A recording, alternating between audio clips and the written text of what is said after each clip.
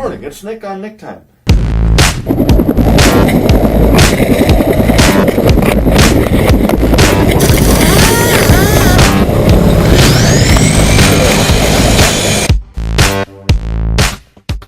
Hello. In this video I'm going to show you how to unlock the back seat and modify it. This is a 2012 F150 so that the seat can come down. So you can see this little latch down here. Well, you can hardly see it. If you can't reach with your fingers, just grab a wrench and you pull that up. And then you can pull the front seat down and the back seat down. Okay, so here's everything you will need for this project. A round file. A file. I've got a 5/16, a 1/8, and in here a 1/4 inch drill bit, a T30 Torx bit, a drill or a driver and a drill, tape, pencil, wire cutters, electrical tape, pliers. I'm going to use a couple carabiners and maybe a couple snap ring or these split rings. And then this is the final product, is going to be the latches on the back of your seats with a hole in them and this wire loop so that you can unlock it. And then you're going to need some string, and you're going to attach a string to it, and then your carabiners will end up on your headrest posts. And hand sanitizer is to lubricate when you're cutting in the metal. That's what that is. Alright, hope you enjoyed the video and that it's useful. There's my pencil. And then you can store whatever you want in here. You know, put your truck gun back here, maybe an amp, whatever, you got a little bit of room. Now this latch, what I'm going to do, we need a way to keep it accessible so that I can pull up on here. There's two options. There's this hole here. You need to attach a string to that and maybe put a hole through this plate up here. But what I'm going to do is I'm just going to drill a hole right through this part of the latch. And then put a little leader on it.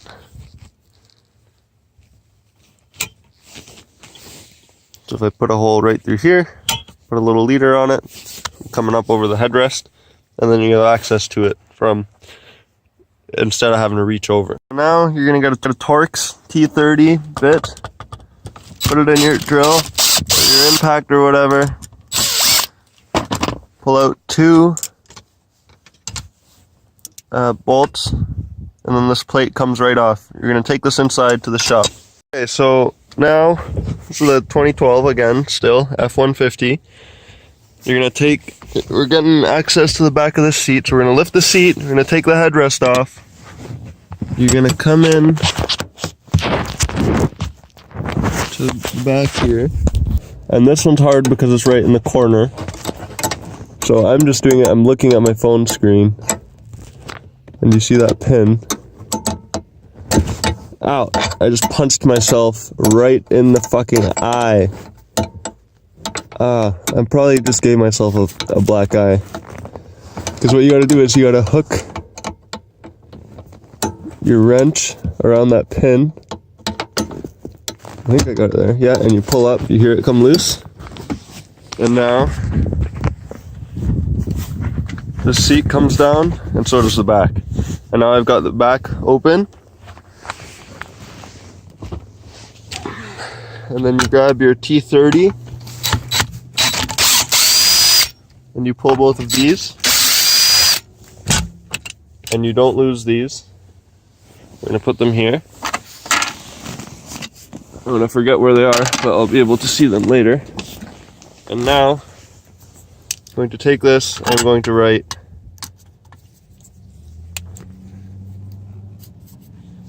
right and left. So if you look at your plate, this is... Oh.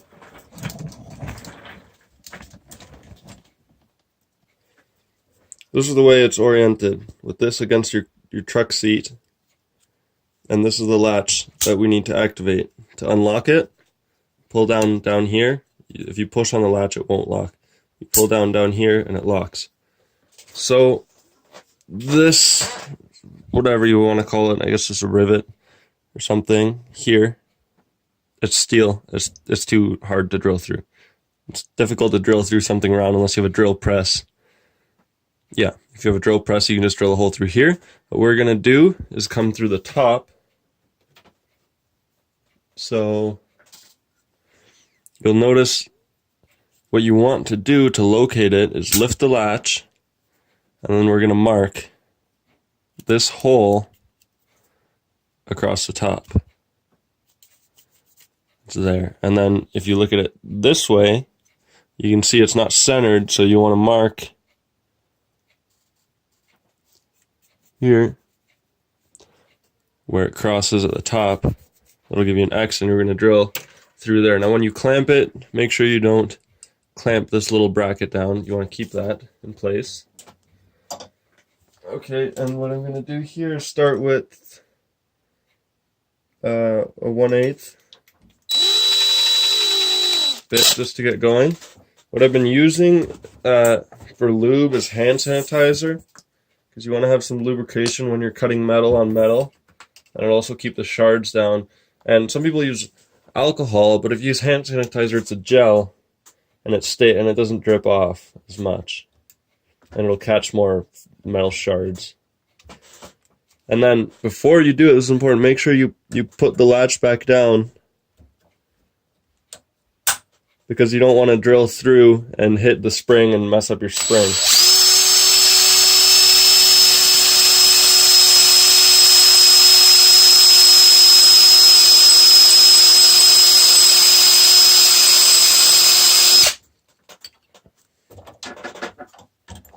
Yeah, I know my vise is loose. And hey, don't forget your safety glasses. I had a couple weeks ago,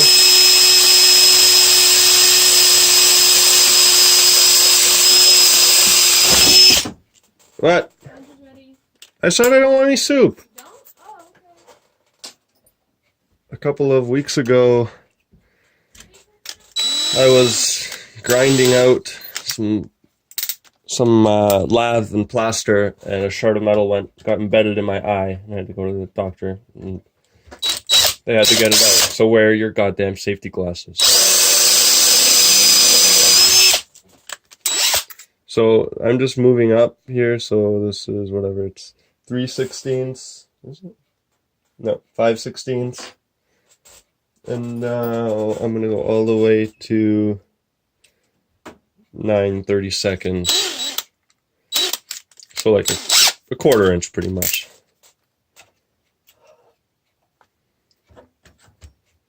Make sure you don't go past.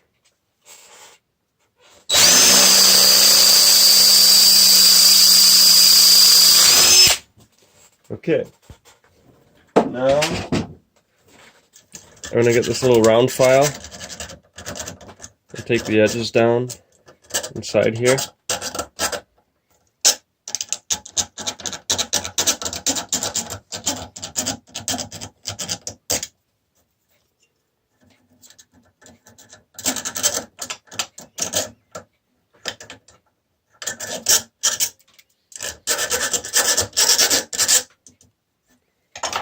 And I can feel a burr on the inside, so I'm going to get my big file, or whatever, sandpaper. It's obviously a little bit too big.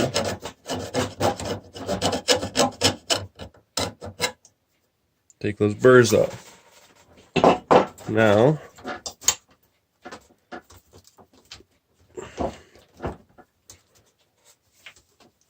what we're going to do here, I just had this kicking around, this 19 gauge black coated wire. I'm going to, if you want, you can measure I'm going to measure, come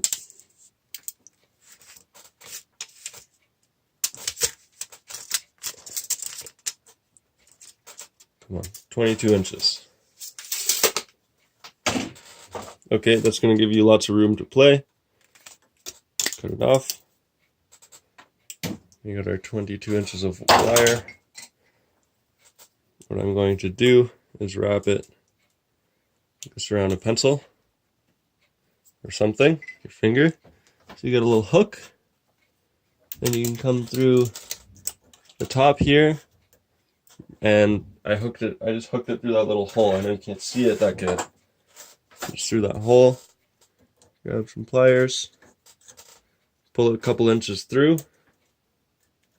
And if you've ever done rebar, you're gonna leave a little loop because we need to loop it back over the top.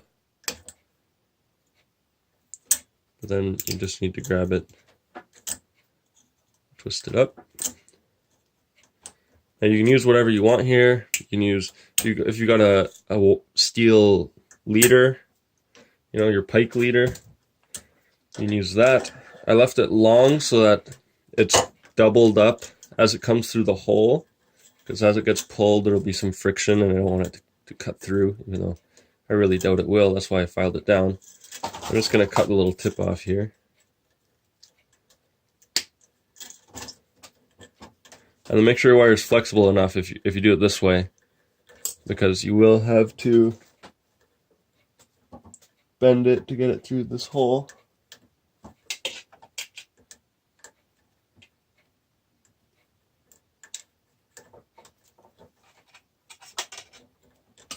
This might be the hardest part of the whole process.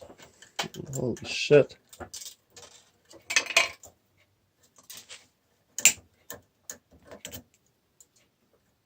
Maybe I should have taped it down.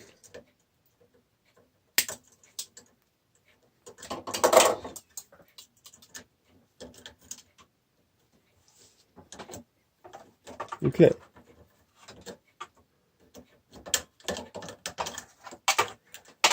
So now, as you can see, I've got my wire. It's feeding through there nice and clean. If you look at it here, you can see it comes through that hole.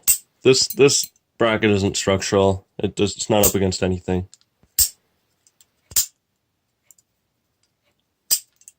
And now we're going to mount this, go outside, mount this back on the truck. We're going to run this wire up.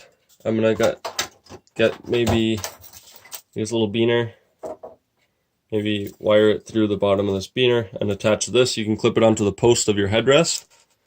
That way you've always got something to grab. Plans. I'm going to put a loop in up here because I don't want this metal to be digging into the back seat. You know, there's a risk it could get cut. So I'm just going to twist this around and cut it off. So you don't actually need 22 inches.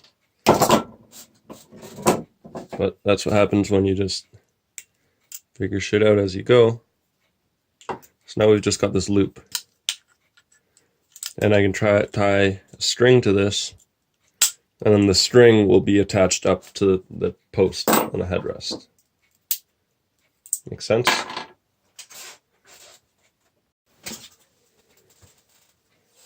Okay, so now I'm just going to take some electrical tape, tape this up, not at the bottom because you want it to be able to slide through that hole easily. This way it doesn't come apart and it's not going to damage your seats with sharp ends. So we can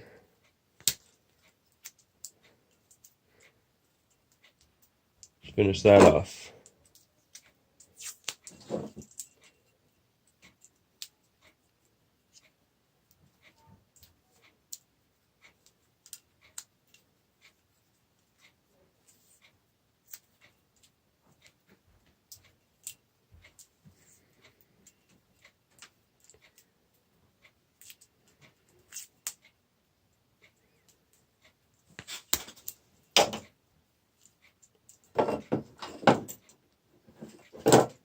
Alright.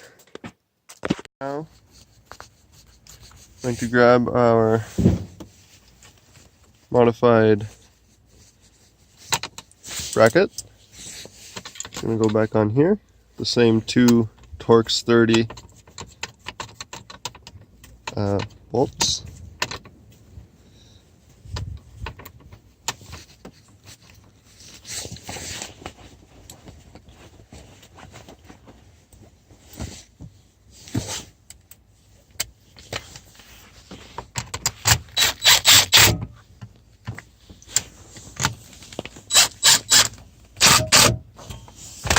Go ahead and strip any of that. Okay, and so now you can see that this is just under plastic here, so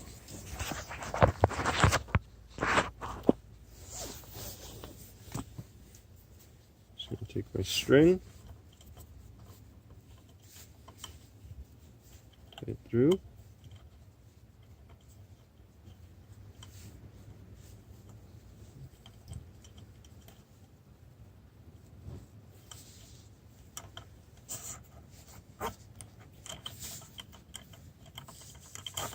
And then you really don't need much length to get up to the seat post. I'm going to use that.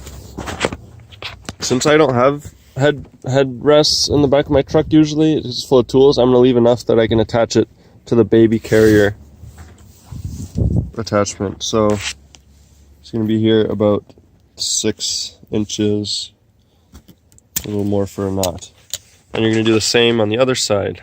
So we're all hooked in and tight there, and I guess, I don't know whether this has to be up or down.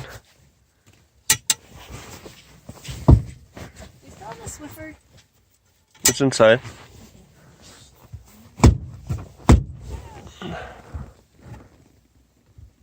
And now something looks incorrect here. Oh, I see. So this hook, this latch is moved. So if I turn it sideways, you still can't see. So you just have to make sure that the latch is low enough that it can engage that hook. It's going to slide up that little ramp if you slam it. And now, got this here. And the other one, it's the same deal.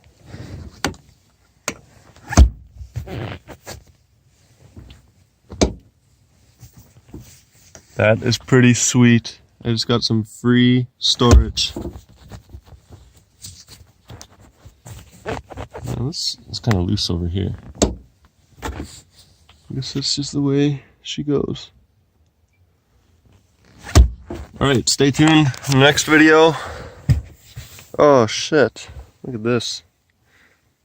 I just saw that. Well, next video, we'll see what gun I put back there.